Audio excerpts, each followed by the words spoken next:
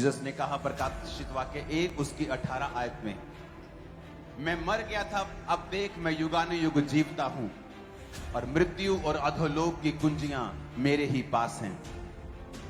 पहला कुरिन्थिया 15 उसकी 54 से लेके 56 आयत तक लिखा है, और जब ये नाशवान अविनाश को पहन लेगा और ये मरणहार अमरता को पहन लेगा, तो वो वचन जो लिखा है पूरा हो जाएगा। जय ने मृत्यु को निगल लिया, हे मृत्यु तेरी जय कहां रही, हे मृत्यु तेरा डंक कहां रहा। जब आपको ये बोला जाता है कि प्रभु यीशु मसीह कहता है कि मैं मार्ग हूं, जीवन हूं और सच्चाई, तो लोग पूछते हैं कि जिनके पास यीशु नहीं है क्या उनके पास जीवन नहीं है? वो भी जीते हैं, वो भी खाते और पीते हैं, लेकिन वो परमेश्वर उस जीवन की बात कर रहा है जो यहां का भी है और ऊपर का भी। लेकिन वचन ये कहता है कि जब आप जीसस क्राइस्ट के इस क्रूस के ऊपर विश्वास करते हैं, ये क्रूस शर्मिंदगी का प्रतीक होता था।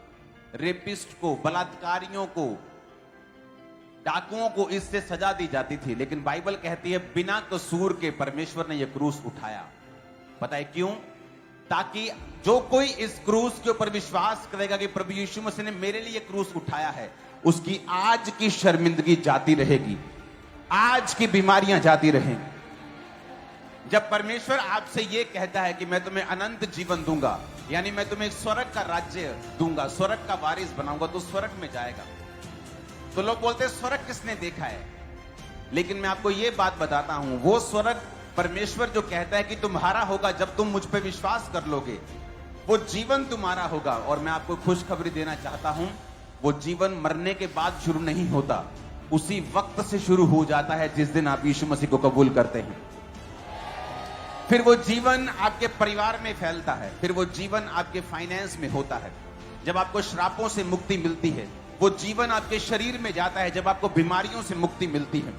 वो जीवन फिर आपके हर एक क्षेत्र में जाता है जहां आप फेल थे, जहां मृत्यु थी, जहां पर पाप ने मृत्यु को जब लेके आया। बाइबल कहती है जब प्रभु यीशु मसीह के क्रूस पर आप विश्वास कर लेते हैं, आप ऊपर तो जीवन पाएंगे ही पाएंगे, लेकिन धरती पर भी आपका जीवन, अनंत जीवन तभी से शुरू होता है। तो वचन कहता है कि आज जो कोई जन उस क्रूस के ऊपर विश्वास करेगा, वो अपनी शर्मिंदगी से आजाद होगा।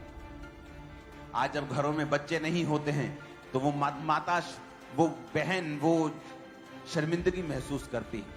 एक आदमी जब सक्सेसफुल नहीं होता, अपने परिवार का पालन पोषण नहीं कर पाता, वो शर्मिंदगी महसूस करता है।